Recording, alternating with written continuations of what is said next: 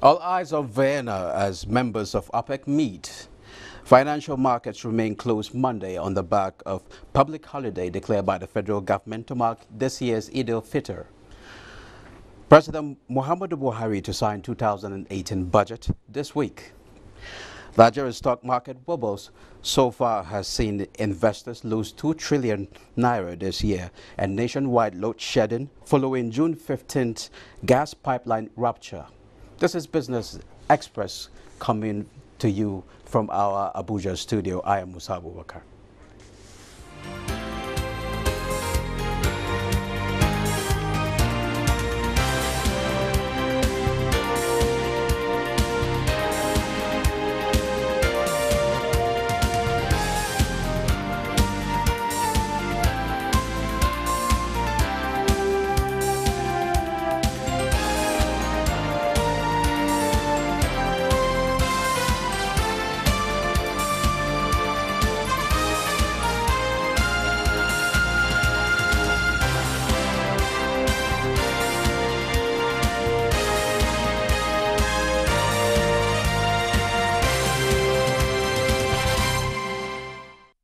Let's begin the program with business development. President Muhammadu Buhari is expected to sign the 2018 expenditure plan this week after months of delays. Spokesman to the president, Femi Adesina, gave the hint to reporters in Abuja. The nation's biggest budget, yet is meant to help spur economic growth. The spending plans for this year is 9.1 trillion naira, 5.8% more than what President Buhari presented to lawmakers in November, and a fifth bigger than last year's budget. Minister of Information and Culture Lai Mohammed says President Muhammadu Buhari's administration is steadily transforming Nigeria through innovative measures that are yielding positive results. The minister stated this at the 2018 Africa Together conference at the University of Cambridge in the United Kingdom.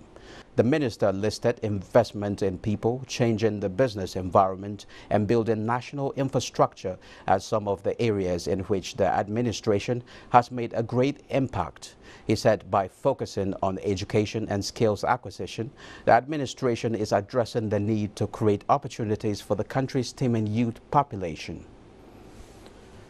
President Muhammadu Buhari says his administration is committed to addressing environmental challenges across the country.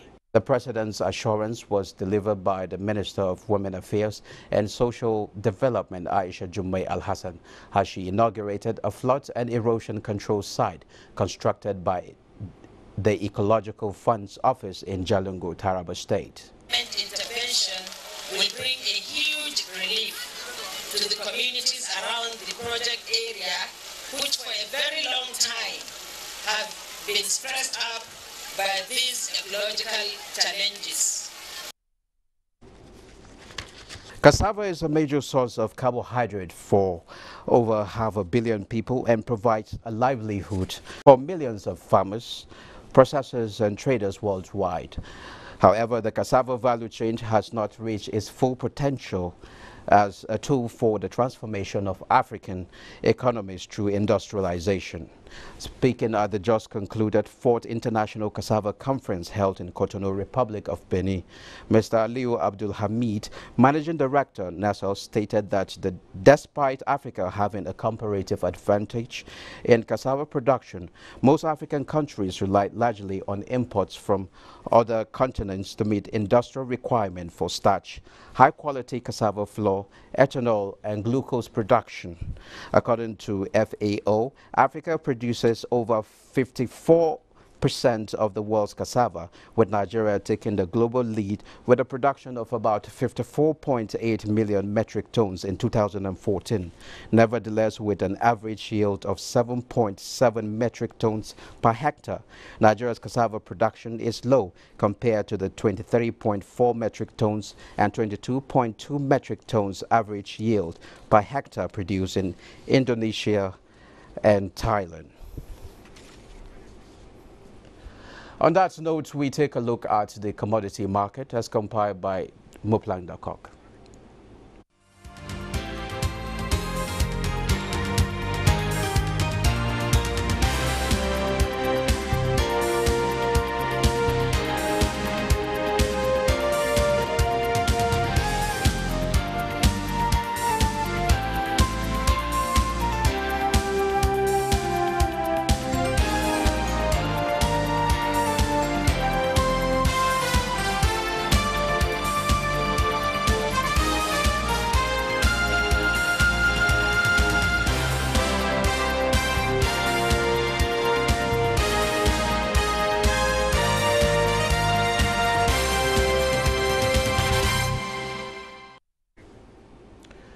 There has been a sharp drop in generation into the national power grid by a total of 1,087.6 megawatts, necessitating load shedding nationwide. Necessary to maintain stability of the grid, a statement by the Transmission Company of Nigeria said that 6 thermal power generating stations are currently unable to generate electricity and have therefore been shut down. The affected power stations include the Ihobor, Azura, Omotosho Gas, Geregu Gas, Oloronsogo Gas, Sepele and Egbin Power Station. Also, Afam 6 power station was shut down so that Shell Oil Company can resolve its gas well issues. Despite a bearish outlook for the year, the Nigerian stock market recorded marginal gains in the week ended Thursday, the 14th of June 2018, ahead of Salah holidays. Let's join Bosede Abel for a review of the market. It was a 4-day trading session last week as the federal government of Nigeria declared Friday, June 15th and Monday, June 18th public holidays to mark the end of the holy month of Ramadan and commemorate Eid Fitr celebration. A total turnover of 1.7 billion shares worth 18.4 billion naira in 14,790 deals were traded on the floor of the exchange. The NSE All-Share Index appreciated by 0.67% to close the week 38,928.02 and market capitalization at 14.1 trillion naira. The financial services industry measured by volume led the activity chart with 1.17 billion shares valued at 9.6 billion naira traded in 7,809 deals. The services industry followed with 293.4 million shares worth 733.4 million naira in 531 deals. On the third place was the consumer goods with a turnover of 154.09 million shares worth 4.9 billion naira in 3,002 deals. Trading in the top 3 equities were United Capital PLC, Ikeja Hotel PLC and United Bank for Africa PLC, measured by volume, accounted for 811,747 million shares worth 3.8 billion naira in 986 deals. Also traded were a total of 62,392 units of exchange-traded products, ETPs, valued at 1.0 million naira, executed in 13 deals.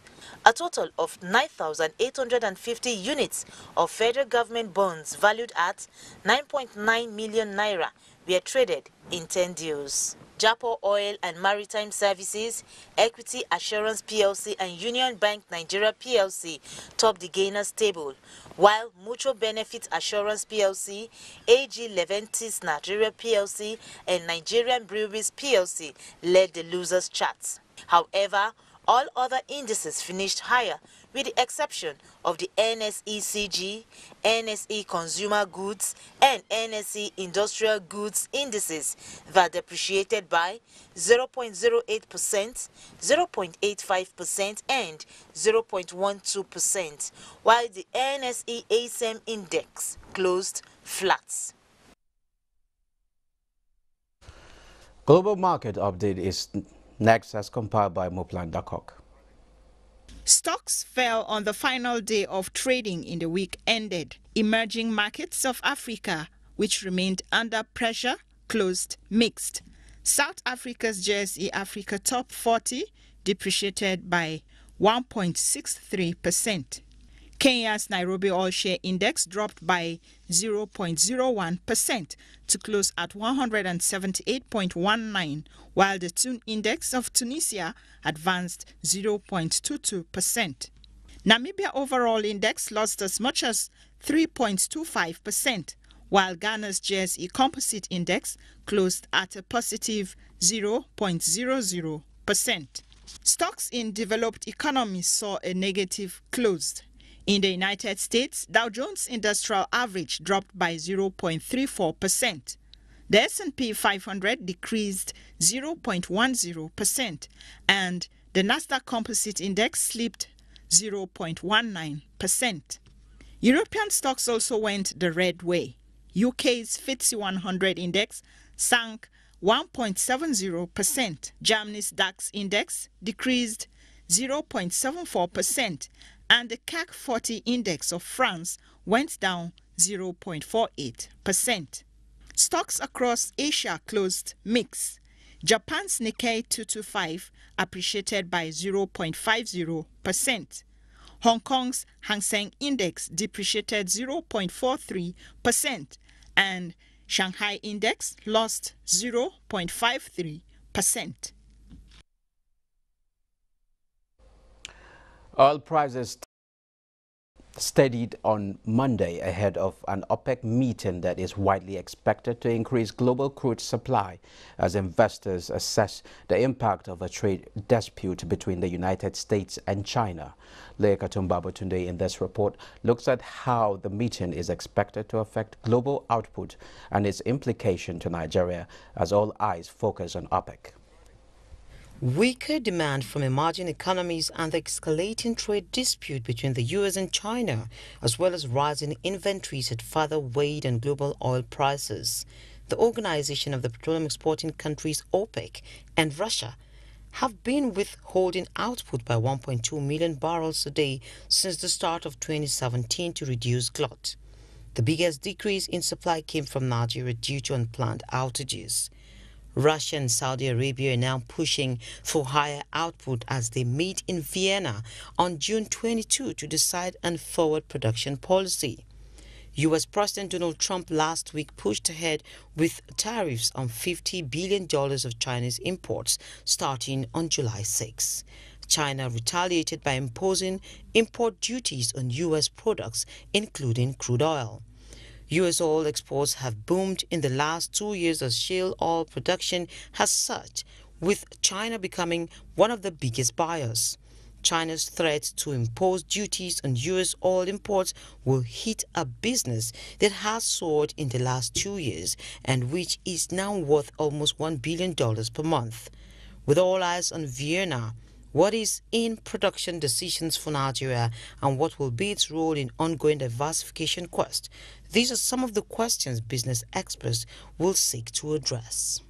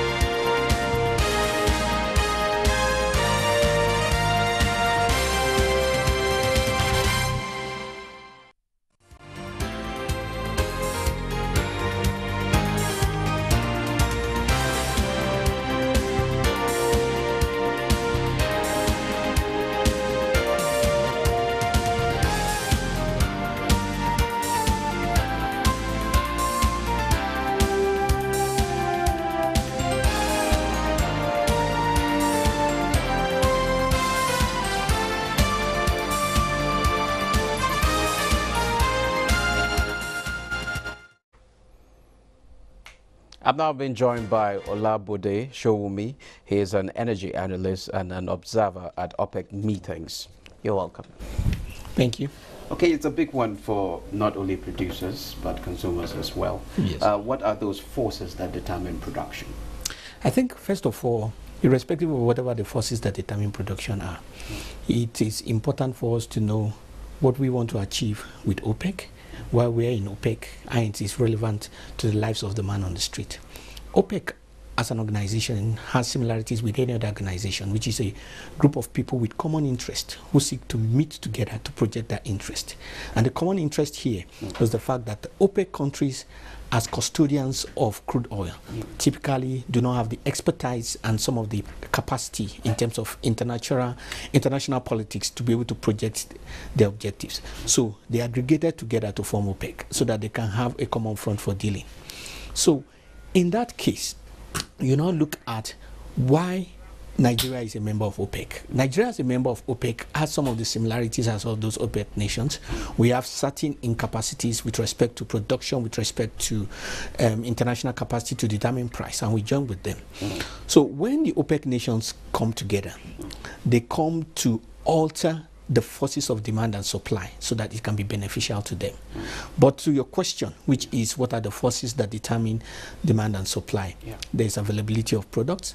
OPEC of today is not the OPEC of 1970 because there are significantly more oil findings in smaller amounts in nations who may not be able to export but who are able to make use of it. The other part of it is renewable energy. As sweet and as beautiful as we talk about renewable energy is, the more renewable energy we have, the less there's a need for OPEC nations. That's another factor. The third factor is the growth of the global economy, because it's the growth of the economy globally, particularly in places like China, like in India, that determines the need. So those are some of the things that will be looked at, and then they will look at it in terms of the fine details to see what price will be best suited for OPEC nations as a whole. The other side of it is that the OPEC nations need to meet the demands for it, because typically there's a production quota. But what has happened over the years is that you find out that in some OPEC nations, even if a production quota is agreed to, they also produce what you call off OPEC, which means quasi-legally they produce oil and sell, which ultimately goes to the same market and is not able to achieve the desired results. Okay, which OPEC desires. the meeting has been described as somehow contentious. I don't know, are we likely to see a decision that will be in favor of cotton supply? Well, first of all, most OPEC meetings, I won't say all, most OPEC meetings have always been contentious. And I mean, there have been many times where Saudi Arabia has threatened to pull out of OPEC. There have been many times where there are other issues. There have been times where some people have been asked to step down. I mean, that's typical of OPEC meetings. But what is important is who dictates the meeting and how they are able to allay the fears of other people. Typically, the stronger and bigger OPEC nations, we're talking about places, people like Libya, like Iran, like Saudi Arabia, those who have capacity to produce at a higher level. Countries like Angola, like Nigeria, like Venezuela, even though they are strong OPEC nations, they have had a part of their economy suffering as a result of the fall in oil prices. So at this stage where oil has gotten to an interesting figure, it will be in their own interest, obviously, for them to maintain it, if not cut production. It's just basically the forces of demand and supply. We cut available crude in the system, and the price goes up owing to greater demand. Okay, what should Nigeria take to the negotiations? Well, first of all, the governor of OPEC is a Nigerian. So I think fundamentally, we could say that our interest will be covered. Nigeria as a player there will have to be more of a moderator of all the other contentious factors rather than just being somebody who wants to negotiate his own good. But of course, like I said, OPEC as a group are gathered as a group with common interest. So ultimately, the interest of one person does not necessarily negate the interest of another. It is that the people who have higher quotas will not be seen to be shortchanging those who have lower quotas and all of that, to the extent that everybody agrees to what is in the best interest of everybody, and hopefully they leave the place smiling. Okay, what are the likely implications to Nigeria, considering that supply quotas are short, even though the cartel gave Nigeria an exemption? Well, first of all, I don't think we should call OPEC a cartel. I think the Western world calls it a cartel because it is antagonistic to their own interest. But OPEC, when you look at the objectives, when you look at what they are, is basically a group that seeks to further the interest of nations that produce oil, for which we are a member. So they're just a group. And a cartel has its own negative connections. But having said that, I mean, coming to where it becomes really relevant to us is the fact that Nigeria typically has not over the years been one of the more demanding nations in terms of production.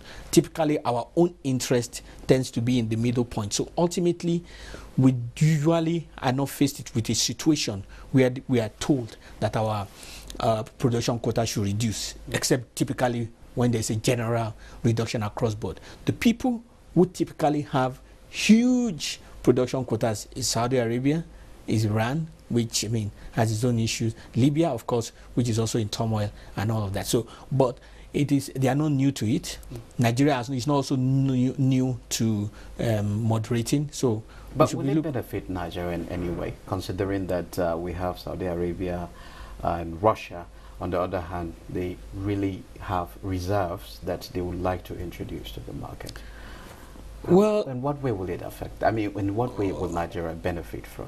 Well, first of all, Russia may not necessarily be a contending factor to that extent. First of all, Russian crude is not sweet. Well, because it's very high in sulfur. So there's the refineries that will refine it have to be a bit specialized, and there has to be a lot of safety issues and all that. So typically, why would you go for a Volkswagen Beetle when there's a Mercedes-Benz? Are you saying we don't have much to take advantage of from this particular meeting? No. We will take advantage of our businesses going forward. Nothing will hinder our business. Our own issues will be protected. But as to significant changes that will alter production plans, that will alter production figures, that will alter cost of production, I don't think anybody should expect anything. Okay, briefly, what are we likely to see from this meeting? What are we likely to see? Are we likely to see a cut in supply or increase in supply? I don't see a cut in supply. I see a maintenance of well, let me say, I don't see an increase in supply. I see a maintenance of status quo or a marginal cut in supply. Okay, thank you very much. Olabude, thank you very much. Let's leave it there. Thank you, sir. Okay, a peek into the international currency market.